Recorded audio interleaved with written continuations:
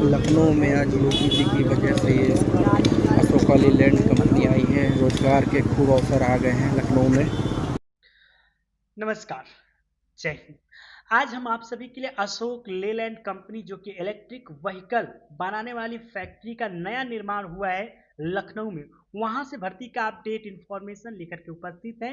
इस वीडियो को पूरा अंत तक देखिएगा, आपको डायरेक्ट एचआर का नंबर मिल जाएगा और उनका गूगल फॉर्म आपको भरना पड़ेगा और उसके बाद एचआर खुद आपसे कांटेक्ट करेंगे और आपको यहां पर निःशुल्क अपने खुद के मोबाइल फोन से आप इन सभी प्रक्रिया को पूरा कर सकेंगे। लेकिन सबसे पहले हम अशोक लेलैंड कंपनी के बारे में अच्छे से समझते हैं कि ये कंपनी आखिर है क्या। तो ये जो अशोक लेलैंड कंपनी बनी है, यहाँ पर सबसे पहले तो पुराने ज़माने में यानी कि आज से कम 15-20 वर्ष पहले स्कूटर की मैन्युफैक्चरिंग कंपनी हुआ करती थी।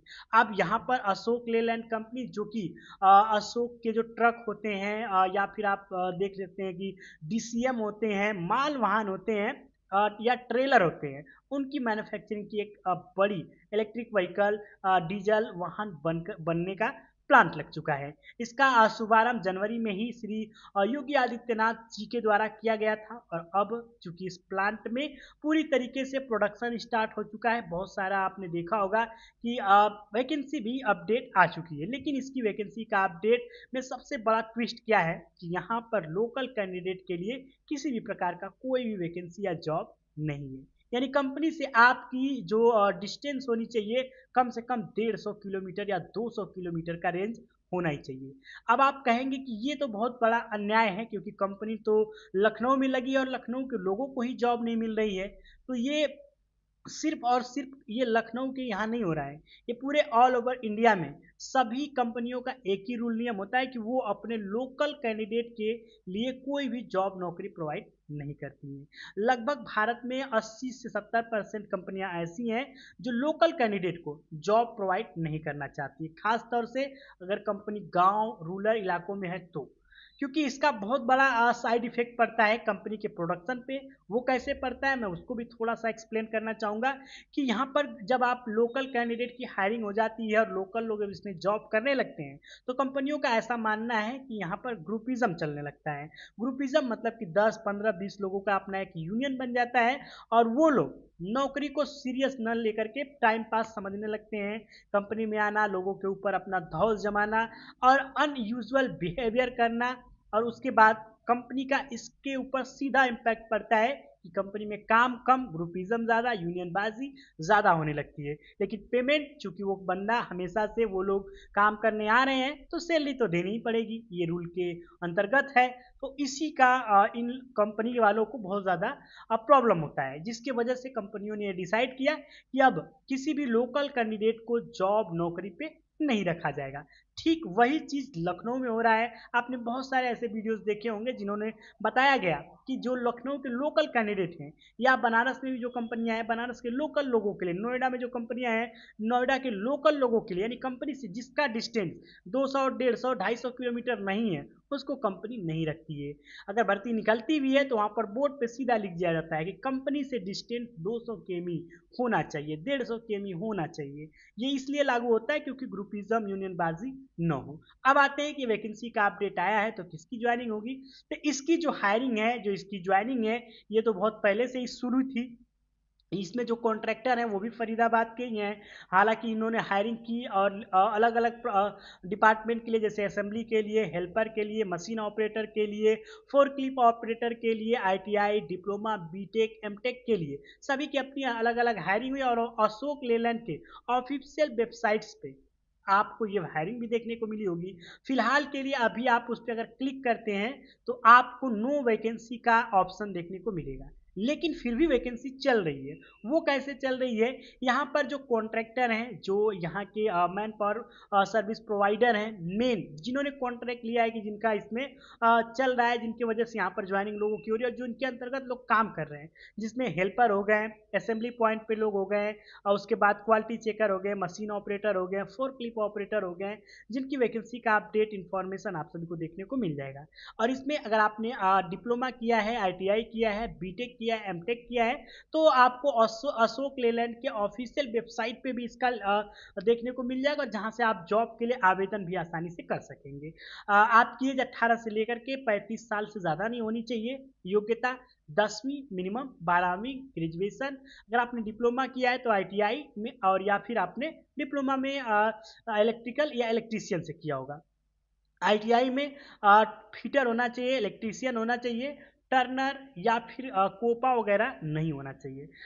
उसके बाद यहाँ पर फिटर की बहुत ज़्यादा रिक्वायरमेंट थी, आईटीआई इलेक्ट्रीशियन की बहुत ज़्यादा रिक्वायरमेंट थी, मेंटेनेंस डिपार्टमेंट, प्रोडक्शन डिपार्टमेंट में यहाँ पर बीटेक, एमटेक और डिप्लोमा वालों की बहुत ज़्यादा रिक्वायरमेंट थी। हेल्पर 10वीं 12वीं ग्रेजुएशन वाले असेंबली पॉइंट पे रिक्वायरमेंट थी।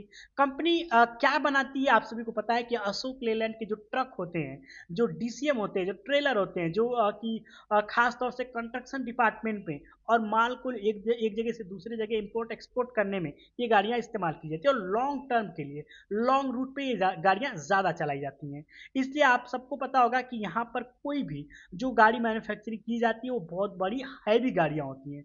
तो इन गाड़ियों के पार्ट्स यहाँ पर पूरी तरीके से तो नहीं बनते हैं, मैं ये कहूँगा, क्योंकि अशोक लेलैंड की एक ही कंपनी में सारे पार्ट नहीं बनते हैं। यहाँ पर जो बनता है वो गाड़ियों के कुछ मुख्य पार्ट, जैसे कि गाड़ियों के गियर बॉक्स सिस्टम बनता है, यहाँ पर डीजल का जो इंजन होता है, जो बैटरी होता है, प्लस उसके जो पार्ट्स होते हैं, बहुत ज़्यादा बड़े पार्ट जो होते हैं, या फिर जो वेल्डिंग से रिलेटेड पार्ट होते हैं, स्टील, लोहे और आयरन को मिला करके जो बनाए जाते हैं, वो पार्ट्स बनते हैं, जिनमें कुछ पार्ट ऐसे होते हैं, जैसे कि आप देखे होंगे कि डीजल इंजन के ऊपर कवर पार्ट लगा होता है। उसके बाद जब गियर बॉक्स बनता है तो उसमें स्प्रिंग वगैरह होता है, पिस्टन होता है, वो बनता है।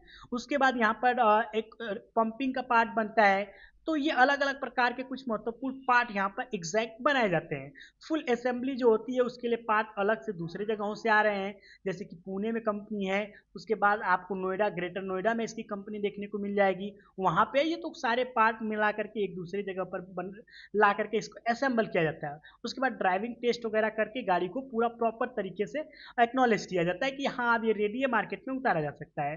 तो ये सारी चीज़ें यहाँ पर बनती है। अब इसमें अगर आप जॉब के लिए आवेदन करना चाहते हैं तो उसके लिए क्या करना पड़ेगा कि आपको सबसे पहले तो आपके पास एक अट्रैक्टिव रिज्यूम होना चाहिए।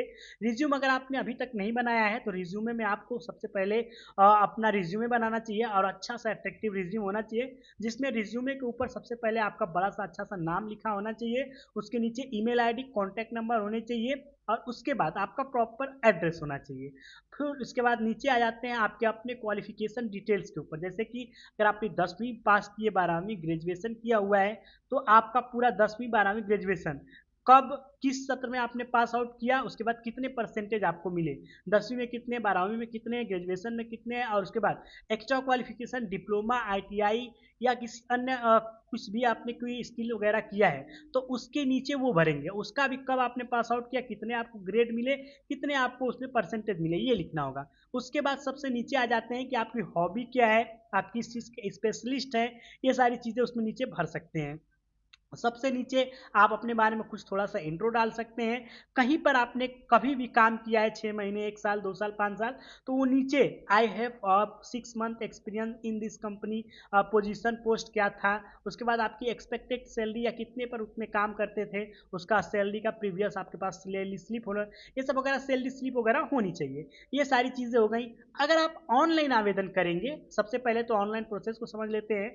तो अशोक लेलैंड के ऑफिशियल वेबसाइट जो कि लखनऊ की है, उस पर जाएंगे, क्लिक करेंगे, कैरियर के ऑप्शन पे जाएंगे, वहां पे आपको अपना रिज्यूमे, सीवी अपलोड करने का ऑप्शन आएगा। सबसे पहले आपको पूरा अपने बेसिक्स डिटेल को भरने पड़ते हैं। उसके बाद आपको रिज्यूमे अपलोड करना होता है, अपना एक पासपोर्ट साइज फोटो और सिग्नेचर किया हुआ एक सादे पेपर पे, उसको अपलोड करना पड़ता है। ये सारी चीज़ें आपके पास अपने फ़ोन में होनी चाहिए। और उसके बाद आप अगर चाहते हैं कि आप अपने से आवेदन नहीं कर सकते हैं, तो मैंने इसी डिस्क्रिप्शन में आप सभी को टेलीग्राम का लिंक दिया हुआ है, व्हाट्सएप चैनल का लिंक दिया है। जैसे ही यहाँ से ऑफिशियल वेबसाइट पे ये वेबसाइट खुलेगी, या फिर किसी एचआर कॉन्ट्रैक्टर के माध्यम से रिक्रूटमेंट आएगा, तो फटाक से इसमें आप सभी को लिखित तौर पे अपडेट प्रोवाइड कर दिया जाएगा। अब जो भी कैंडिडेट इसमें जॉब के लिए इंटरेस्टेड होगा वो वहाँ पर जा तुरंत उसको पढ़ेगा और फटाक से उनके दिए गए एड्रेस कॉन्टैक्ट नंबर पर पहुँच करके जॉब को भी प्राप्त कर सकता है। लेकिन इसके लिए आपको हमारे टेलीग्राम चैनल और व्हाट्सएप चैनल को जरूर ज्वाइन करना पड़ेगा, जिसमें 25,000 से लोग अधिक फॉलो करते हैं। अगर आप चाहते हैं कि लखनऊ की वैकेंसियों का अपडेट या अन्य प्रकार की वैकेंसियों का अपडेट ऐसे ही मिलता रहे तो चैनल को सब्सक्राइब करें और बेल आइकन को भी जरूर दबाएं।